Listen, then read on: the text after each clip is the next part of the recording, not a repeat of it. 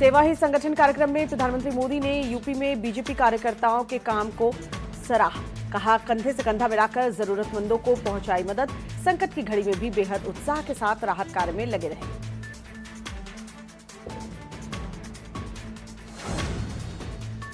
PM Modi ने आत्मनिर्भर भारत के तहत आत्मनिर्भर Bharat app innovation challenge launch करने जा रहे हैं। पीएम मोदी ने कहा कि हमारे युवा आगे आएं और ट्विटर, फेसबुक और टिकटॉक जैसे भारतीय ऐप बनाएं।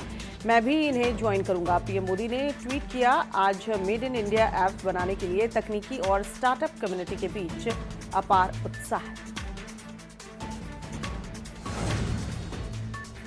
चीन को मुंहतोड़ जवाब देने की तैयारी में वायुसेना ने तैयारी कर ली है। भारतीय सेना ने एलएसी पर लड़ाकू विमान उतारे हैं। सुखोई, मिग-29, Apache, Chinook helicopter forward airbase पर तैनात किए गए।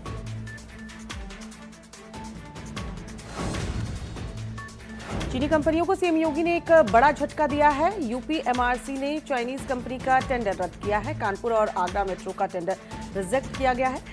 तकनीकी खामियों के चलते ये टेंडर रद्द किए गए हैं। टेंडर रद्द होने से करोड़ों रुपए का चीन को झटका लगा है। कानपुर पुलिस हत्याकांड में बड़ा खुलासा हुआ है। खुलासे में पता चला है कि चौबेपुर थाने में फोन करके बिजली कटवाई गई थी। बिजली कर्मचारी ने पुलिस पूछताछ में इस बात का खुलासा किया।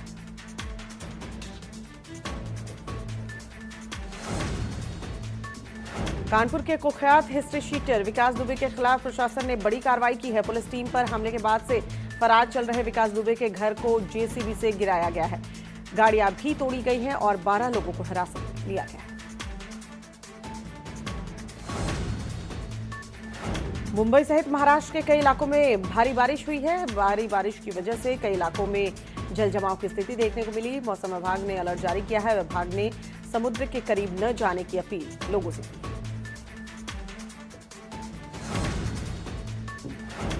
दुनिया में हर दिन कोरोना के आंकड़े लगातार बढ़ते जा रहे हैं। दुनिया में कोरोना वायरस की संख्या 1,12,56,985 पर पहुंच चुका है। वहीं कोरोना से मरने वालों की संख्या 5,30,273 हो चुकी है।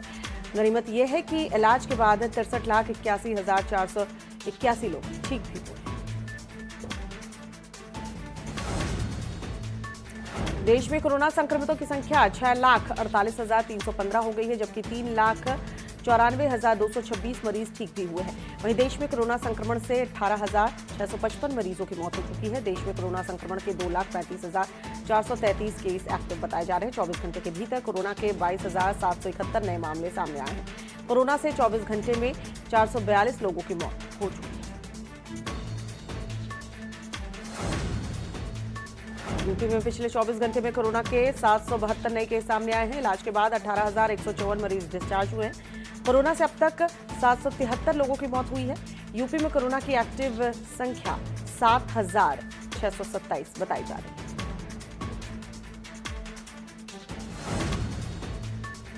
उत्तराखंड में कोरोना मरीजों की संख्या हर दिन बढ़ती जा रही है। उत्तराखंड में कोरोना की संख्या 3,000 को पार कर चुकी है। साथ ही 45 नए मरीजों की पुष्टि हुई है। राज्य में इलाज के बाद 2,502 मरीज ठीक हो चुके हैं, जबकि कोरोना से 42 लोगों की राज्य में मौत हो चुकी है। राज्य में कोरोना के एक्टिव केस 498 हैं।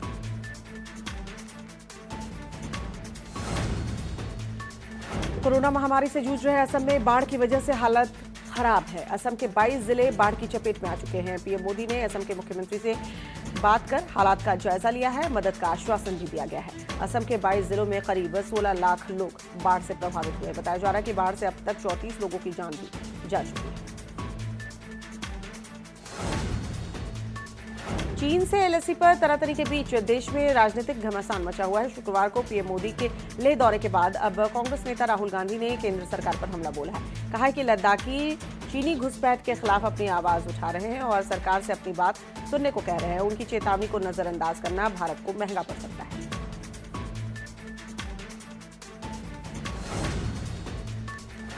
ममता सरकार ने मार्च महीने से पेट्रापोल और बेनापोल सीमा के रास्ते बांग्लादेश से आयात पर रोक लगा दी थी।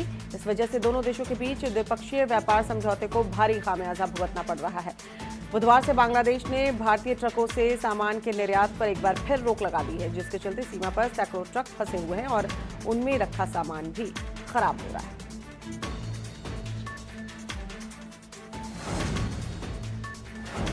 महोबा जिले के चरखारी कोतवाली इलाके के अनघोरा गांव में पुलिस ने 2 अवैध असलहे की फैक्ट्री पर छापेमार कार्रवाई की। पुलिस ने दोनों फैक्ट्रियों से अधबने तमंचे समेत असलहा बनाने के उपकरण बरामद किए हैं। साथ ही मौके से 2 लोगों को गिरफ्तार भी किया गया है।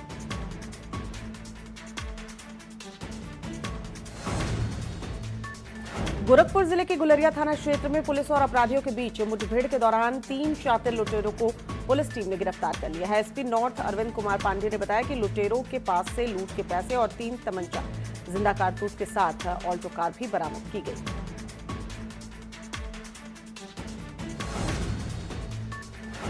कानपुर में अपराधियों के हमले में शहीद हुए पुलिसकर्मियों को रक्षक सेवा संस्थान और एबीवीपी ने श्रद्धांजलि अर्पित की है। दीप जलाकर भारत माता मंदिर में शहीदों को श्रद्धांजलि अर्पित की गई है। दोषियों को जल्द पकड़कर सख्त कार्रवाई की मांग की गई।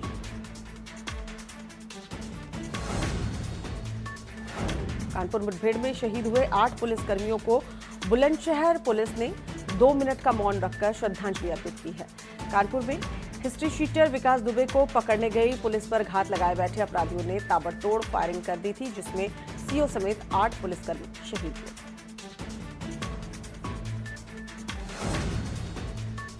कानपुर में हुए मुठभेड़ में पुलिस के 8 शहीद जवानों में भदोही प्रयागराज बॉर्डर के भीटी निवासी दारोगा नेबूलाल बिंद भी शहीद हुए। ऐसे में उनके पार्थिव शरीर का अंतिम संस्कार भदोही जिले के सीतामढ़ी गंगा घाट पर राजकीय सम्मान के साथ किया गया। शहीद नेबूलाल के किसान पिता ने सरकार से अनुरोध किया है कि बेटे के हत्यारों का एनकाउंटर जल्द से जल्द होना चाहिए।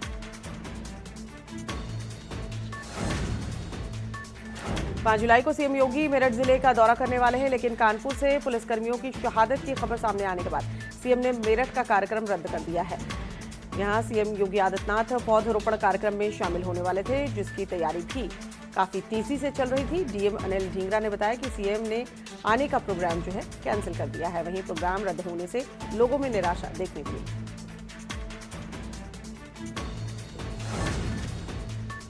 बीते दिनों अयोध्या दौरे पर आए सीएम योगी आदित्यनाथ ने शहादतगंज मुख्य मार्ग को 4 लेन बनाए जाने का प्रस्ताव रखा, लेकिन इस योजना को स्वीकृत किए जाने को लेकर एक बड़ा विवाद खड़ा हो गया है। दरअसल इस योजना को लेकर व्यापारियों ने मोर्चा खोल दिया है। 4 लेन बनाए जाने का विरोध व्यापारी कर रहे हैं।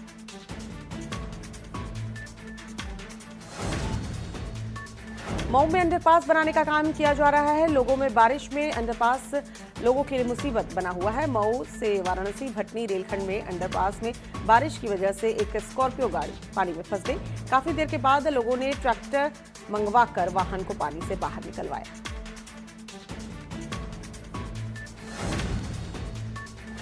यूपी के कई जिलों में टिड्डी दल का हमला देखने को मिला है। अब जालौन जिले में भी टिड्डी दल ने दस्तक दे दी है।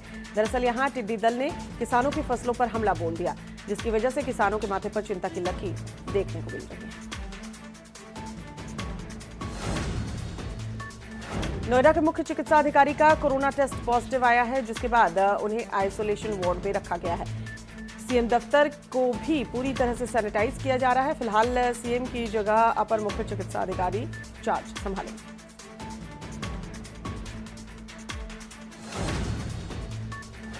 पेट्रोल डीजल की कीमत बढ़ने पर रामपुर में भाकियू नेताओं ने विरोध प्रदर्शन किया है। इस दौरान नेताओं ने नैनीताल बरेली हाईवे पर बैलगाड़ी खींचकर सरकार के खिलाफ विरोध जाहिर किया। भाकियू नेताओं का कहना है कि पेट्रोल डीजल के दाम बढ़ाए जाने से किसानों की रीढ़ की हड्डी टूट गई।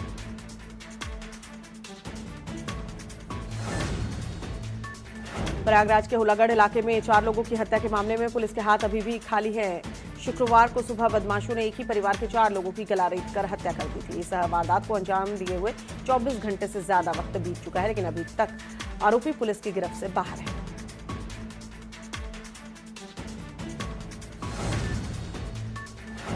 जालौन में न्याय के लिए भटक रहे परिजनों का सब्र का बांध टूट गया। शव को सड़क पर रखकर परिजनों ने जाम लगा दिया। दरअसल 5 दिन पहले मृतक युवक को एक शख्स अपने साथ ले गया था। उसके दूसरे दिन युवक घायल अवस्था में झांसी में मिला। झांसी के मेडिकल कॉलेज में इलाज के बाद युवक की मौत हो गई।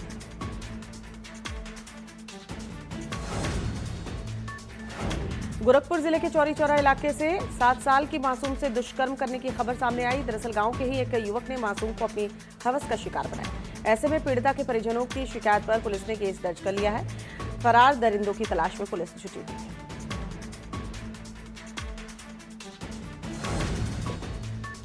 बदायूं में एक पेड़ से युवक का शव लटका हुआ मिला। शव मिलने से लोगों में सनसनी फैल गई। सूचना मिलते ही मौके पर पुलिस पहुंची। शव को पोस्टमार्टम के लिए भेजा गया है। फिलहाल पुलिस मामले की जांच करने में जुटी हुई है।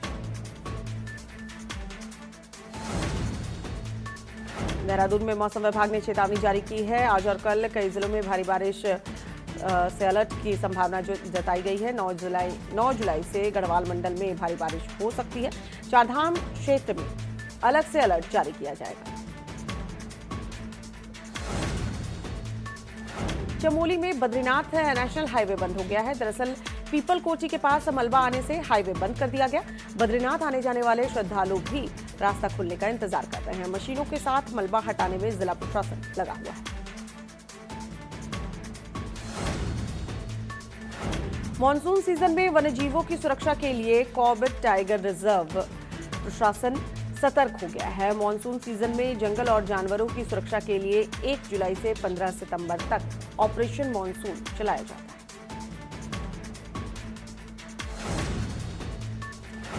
ऋषिकेश बद्रीनाथ राजमार्ग पर तोता घाटी में जाम में फंसे वाहनों पर पत्थर आकर गिरने लगे, जिसकी वजह से कई वाहन क्षतिग्रस्त हो गए। वहीं इसकी वजह से एक व्यक्ति के हाथ पैर में चोट भी आई और कांच के टुकड़े धंस गए। काशीपुर में कांग्रेस कार्यकर्ताओं ने नगर निगम द्वारा ले जा रहे दाखिल खारिज के 2% शुल्क को तत्काल समाप्त कराने की मांग को लेकर नगर निगम परिसर में धरना प्रदर्शन किया गया और जमकर नारेबाजी की गई। दाखिल खारिज शुल्क को न लिए जाने की मांग को लेकर पिछले लंबे समय से लोगों द्वारा नगर निगम से अपील की जा रही थी, लेकिन इसके बाद भी नगर निगम द्वारा दाखिल खारिज शुल्क लोगों से वसूला जा रहा है। रुड़की के सिविल अस्पताल में डॉक्टर पर फर्जी तरीके से सिटी स्कैन रिपोर्ट तैयार करने के गंभीर आरोप लगे हैं, जबकि ये रिपोर्ट नोएडा से बनती है, लेकिन अस्पताल के डॉक्टर मोटी रकम लेकर सिटी स्कैन रिपोर्ट कुछ ही देर में उपलब्ध करा देते हैं।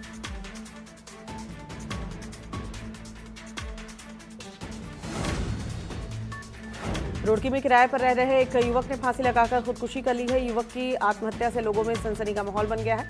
सूचना मिलते ही मौके पर पहुंची पुलिस ने शव को कब्जे में लेकर पोस्टमार्टम के लिए भेजा है। फिलहाल पुलिस पोस्टमार्टम रिपोर्ट आने का इंतजार कर रही है।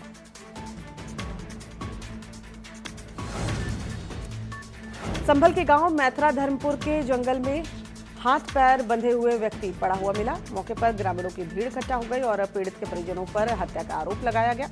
वहीं पीड़ित ने बताया कि उसकी पत्नी और परिजन ही उसको यहां लाए और उसकी हत्या करने का प्रयास किया गया।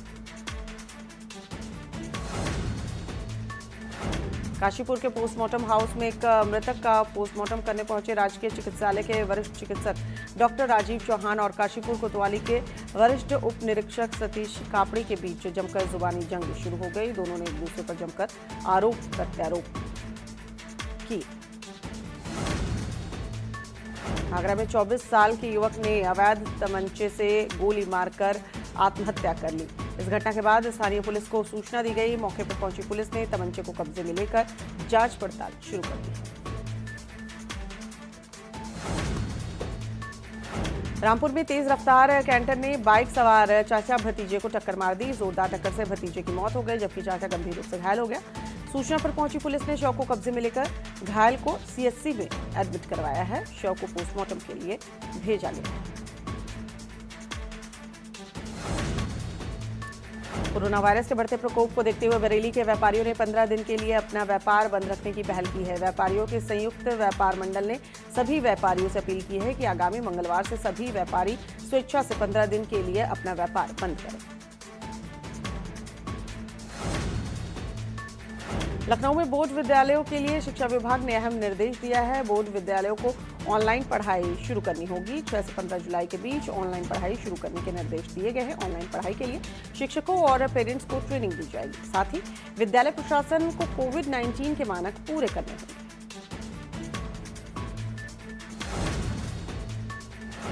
लखीमपुर खीरी में पुलिस की गाड़ी और प्राइवेट कार की आमने सामने टक्कर हो गई, जिसमें प्रभारी निरीक्षक समेत 6 से ज्यादा पुलिसकर्मी घायल हो गए, जिसमें 5 की हालत गंभीर बताई जा रही है।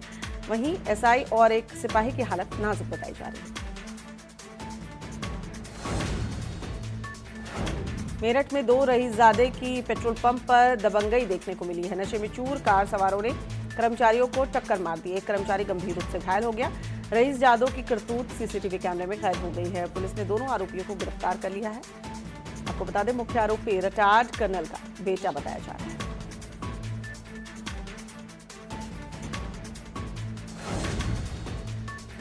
ग्रेटर नोएडा में पुलिस और बदमाशों के बीच मुठभेड़ हुई है। गोली लगने से 25,000 का इनामी बदमाश जो है घायल हो गया है। घायल बदमाश को अस्पताल में भर्ती करवाया गया है। दरअसल बदमाश डकैती के मुकदमे में फरार चल रहा था। बदमाश के पास से चोरी की बाइक और तमंचा भी बरामद किया गया है। वाराणसी में चेकिंग के दौरान बीजेपी नेता और पुलिस के बीच बहस हुई। बहस बढ़ने की वजह से बीजेपी नेता और पुलिस के बीच हाथापाई भी हुई। बीजेपी नेता ने पुलिस की पिटाई कर दी। मौके पर पहुंचे पुलिस अफसरों ने दबंग नेता को हिरासत में लिया है। बीजेपी नेता पर पुलिस ने 19 धाराओं में मुकदमा भी दर्ज किया है। लखनऊ में कांग्रेस के प्रदेश अध्यक्ष अजय कुमार लल्लू ने प्रदेश कार्यालय पर दीप जलाकर कानपुर की घटना में शहीद हुए पुलिसकर्मियों और जवानों को श्रद्धांजलि अर्पित की है। उनकी आत्मा की शांति के लिए कामना की है।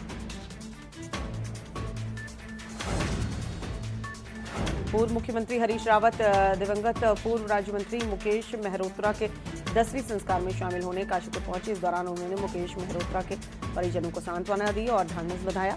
वहीं पूर्व मुख्यमंत्री ने कहा कि आने वाले चुनाव में वो प्रधानमंत्री मोदी के नाम पर नहीं बल्कि उनके द्वारा किए गए कामों के सहारे चुनावी तैयारी करेंगे।